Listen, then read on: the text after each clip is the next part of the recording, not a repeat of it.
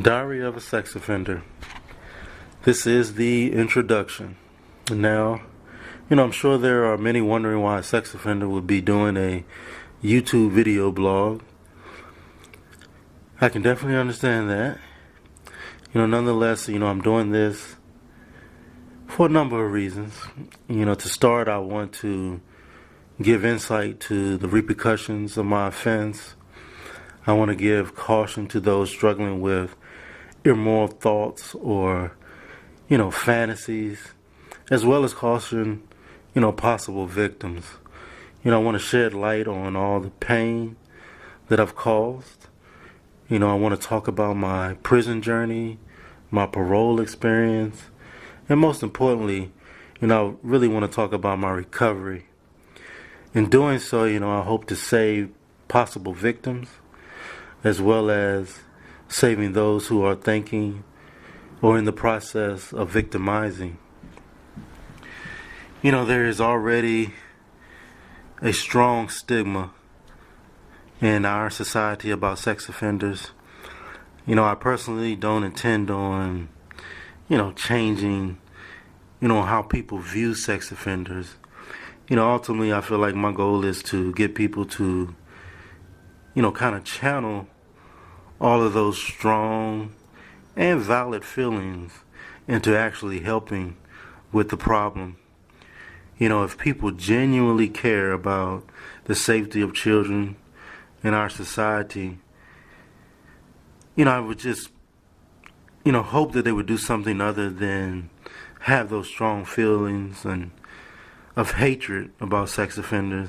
I just really wish they would use that energy towards actually helping, the problem. The fact of the matter is that the same way someone will be murdered somewhere in the world tomorrow, there will be a child victimized tomorrow as well. The problem with things now in our society is that we only have things in place once an offense actually happens. There's nothing really in place for prevention or treatment beforehand.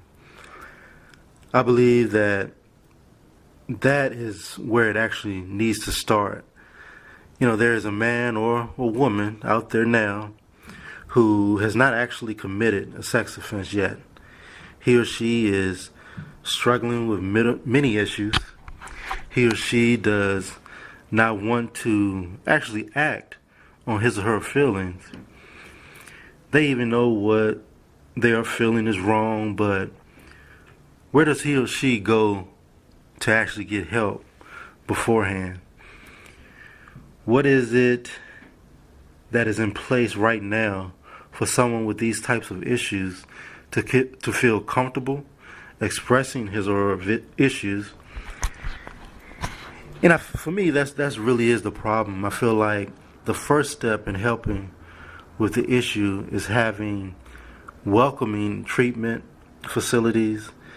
There has to be a break in this stigma.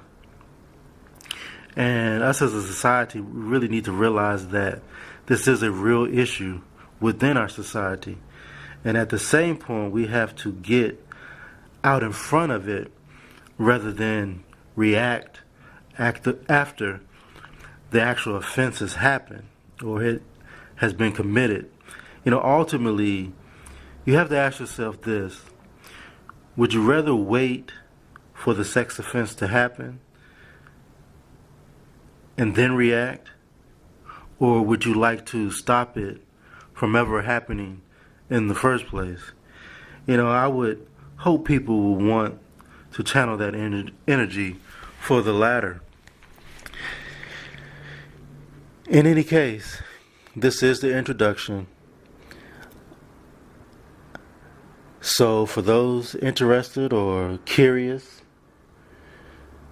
this is my first of many videos to come, just giving my overall thoughts, I guess, on this issue and where I hope to help with this issue. Ultimately, as I mentioned before, my goal with these video vlogs, if you will, is to help with the problem. I want to shed light on issues and things that I've experienced after the fact, after my offense, and hope that it can sway that man or woman out there that is, struggling with these issues to not go down that road, because it's definitely a dead-end road and a road full of heartache and pain. And I just want to caution and give some real substance to the outcome for anyone that does or is thinking about committing this type of crime. Until next time, I'm out.